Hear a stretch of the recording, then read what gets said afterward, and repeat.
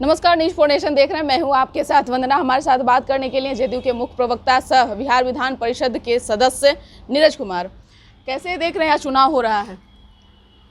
बोचहा में उपचुनाव हो रहा है। वहाँ के तत्कालीन विधायक थे, उनका असामयिक निधन हुआ, तो स्वाभाविक है चुनावी प्रक्रिया के तहत हो रहा है। राष्ट्रीय जनतांत्रिक गठबंधन के मुख्य घटक दल भारतीय जनता पार्टी के उम्मीदवार लड़ रहे हैं, तो हमारी उम्मीद है कि हमने जो काम किया है इस बिहार में 16 वर्षों में, उस पर जनता हमको जनादेश देगी। लेकिन कांटे का टक्कर देखा जा रहा है। तेजस्वी यादव धुआंधार तेजस्वी यादव का तो बहुत अलग कहानी है ना। तेजस्वी यादव जी बेचारे 10% आरक्षण का विरोध भी करते हैं और उनको बड़ा आजकल प्रेम उमड़ गया है। उनकी माँ जो जेल में नहीं है, बाहर हैं, उससे नारी नरसंहार जब हुआ था, रामाश्रय बाबू, दिवंगत रामाश्रय बाबू विपक्ष के नेता थे और सदन में बोले थे कि इतने लोगों की लोमहर्षक हत्या हो गई है, आपको जाना चाहिए। तो राबड़ी देवी जी ने सदन में ऑन रिकॉर्ड बोला कि मैं क्यों जाऊंगी, मुझे वोट दिया है क्या। तो अब तो नए दौर में राजनीति है, माने ये नए दौर में इसलिए मैं इसको कहता हूँ कि उन्माद की राजनीति है। जो 16 साल पहले जो पटकथा विनाश की लिखी गई, वही मुजफ्फरपुर का इलाका है ना, शहर के बगल का इलाका है ना। लोग दिन में निकलने से डरते थे, ग्रामीण क्षेत्रों में दिन में नहीं निकल पाते थे लोग। भय का वातावरण था, सड़कें नहीं थी, विद्यालय नहीं था, आधारभूत संरचना नहीं, मानव विकास की बात तो दूर। चमकी बुखार की चुनौती आज आई है और उस समय तो आदमी परेशान रहता था अपने जीवन की सुरक्षा के लिए। इसलिए नए दौर में तेजस्वी यादव तो विधान परिषद के चुनाव में हेलीकॉप्टर से घूमे। ये तो राजकुमार है ना भाई, पैदल चलने में भी, जबकि सड़क कितना अच्छा बन गया है। इनको दिक्कत होती है, इसलिए स्वाभाविक रूप से वो अपना उम्मीदवार है, वो चुनाव लड़ा रहे हैं। इससे हमको क्या परेशानी है? हम अपने उपलब्धियों के बदौलत चुनाव लड़ रहे हैं। इसके पहले तारापुर कुशेश्वर स्थान में अपने पिताजी दोनों मिल के लड़े हैं। इसलिए हमारी उम्मीद है कि बोचहा की जनता हमारे पक्ष में जनादेश देगी। क्या लगता है बिहार में जातीय जनगणना होगी? नीतीश कुमार ने साफ तौर से कह दिए कि कुछ लेट लतीफ़ होगा। तेजस्वी यादव से निशाना साध रहे, कह रहे हैं कि वो एक तरह से कहा जाए तो अनुकंपा पे बहाल हुए हैं मुख्यमंत्री। उनको जानकारी उनकारी कुछ नहीं है। तेजस्वी यादव को चंडूखाना की जानकारी है।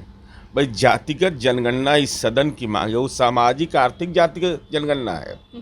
तेजस्वी यादव जी केवल जातिगत जनगणना नहीं, यह भी उसमें स्पष्ट प्रतिवेदित होगा कि एक परिवार है बिहार पटना में, लालू जी का, जो गोपालगंज के फुलबरिया का है, उनको आज के डेट में 398 करोड़ की संपत्ति है। आज के डेट में बाजार मूल्य अभी अगर देखा जाएगा तो पटना शहर में लालू परिवार का 398 करोड़ की हम संपत्ति जानते हैं, इसका दस्तावेज हमारे पास है। लेकिन इसके अलावा भी होगा। तो जाति एक सामाजिक सच्चाई है भाई। SC ST के नाम पर गणना होगी, धर्म के नाम पर गणना होगी।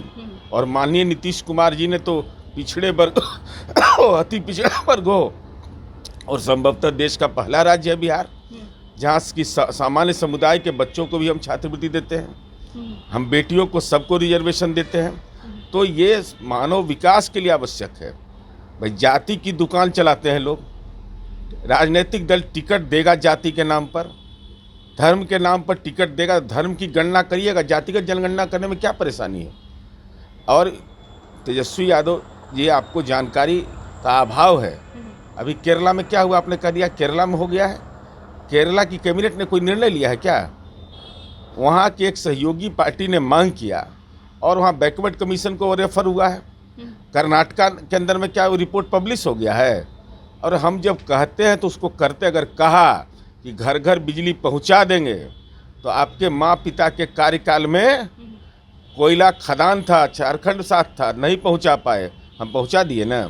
हमने कहा था कि मन से भय निकाल देंगे, तो मन से भय निकाल दिए लोगों का ना। हमने कहा कि हम विद्यालय का निर्माण करेंगे, तो आप चरवाहा विद्यालय बनाए, और हम कितना विद्यालय बनाए यह बिहार की जनता जानती है। जातिगत जनगणना सामाजिक आर्थिक जातिगत जनगणना आई है, और हम विधानमंडल में सर्वसम्मत प्रस्ताव है।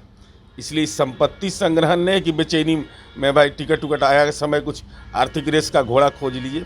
इसका बाज़ाब्ता फॉर्मेट बनना है, इसमें कितने लोगों को लगाया जाएगा, उसकी रिपोर्ट आने के बाद उस पर कार्रवाई होती है। तो इसके बहुत सारे मानक हैं।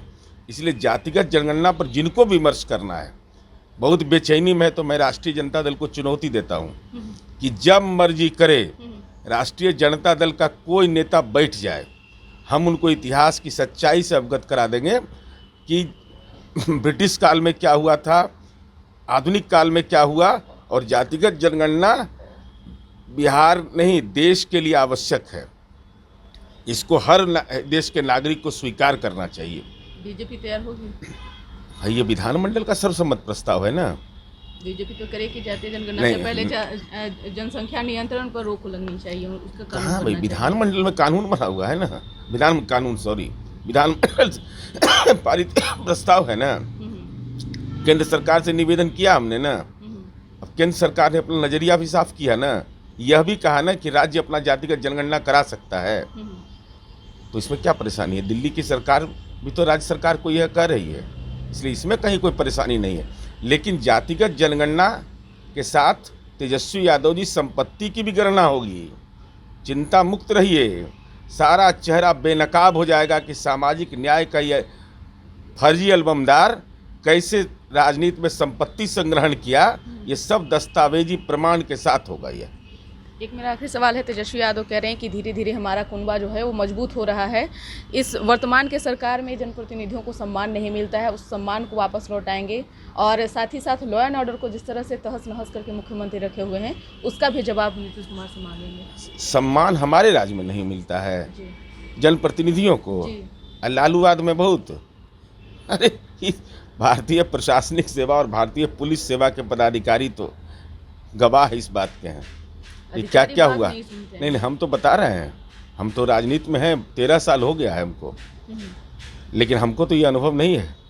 अरे बौद्धिक क्षेत्र में अगर रहेगा और कलम में ताकत रहेगी तो विधायिका ताकतवर होती है, कार्यपालिका उसके नीचे होता है, समानांतर व्यवस्था है। अगर बौद्धिक ज्ञान रहेगा तो नहीं किसे सुनेगा। हमारा कोई फ़ोन नहीं उठाएगा तो हमको व्हाट्सएप मैसेज नहीं करना आएगा, तब ना परेशानी है। हमको कॉल करेंगे, उस पर मैसेज करेंगे, तब कोई सुनेगा कैसे नहीं। हमारे पास तर्क रहेगा तो सुनना पड़ेगा। लेकिन अगर आपको राजनैतिक तर्क देना है तो कानून के राज में उसका कोई जगह नहीं होता है। अगर संविधान के मूल्यों के तहत आप किसी से कहिएगा तो वह भी समझेगा कि विधायिका में यह व्यक्ति बैठा हुआ यह कानून को जानता है, और कानून का जकड़न बहुत लंबा होता है। इसलिए लोग भाई, प्रतिनिधि का सम्मान किस बात का होता है? डीएम एसपी मेरा नहीं सुनेगा, कैसे नहीं सुनेगा? हम तो एक एमएलसी है ना। तो बिहार के किसी जिला के डीएम और एसपी को फ़ोन करेंगे तो हम अपने बौद्धिक तर्क से उनको सहमत करेंगे कि हम सत्ता के धौंस से करेंगे। सत्ता के धौंस से कोई ठीक नहीं होता है। अगर आपके पास तर्क है, अगर संपत्ति उम्पत्ति अर्जन फ्लैट व्लैट बनाने में लगे रहिएगा तो नहीं सुनेगा। आपके बारे में जान जाएगा कि दूसरे काम में लगे हुए हैं। लेकिन अगर आपके पास क्षमता है कि हाँ हम बातों को सही तरीके से कह सकते हैं तो सुनना पड़ेगा, नहीं किसे सुनेंगे।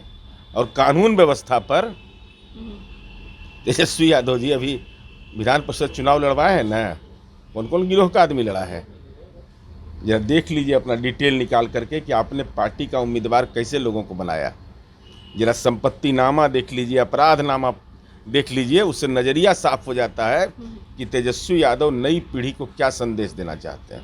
बहुत बहुत शुक्रिया सर। तो आप सुन रहे थे कि क्या कुछ कह रहे थे जदयू के मुख्य प्रवक्ता नीरज कुमार। इस पर बस इतना ही, बने रहिए न्यूज़ नेशन के साथ। धन्यवाद।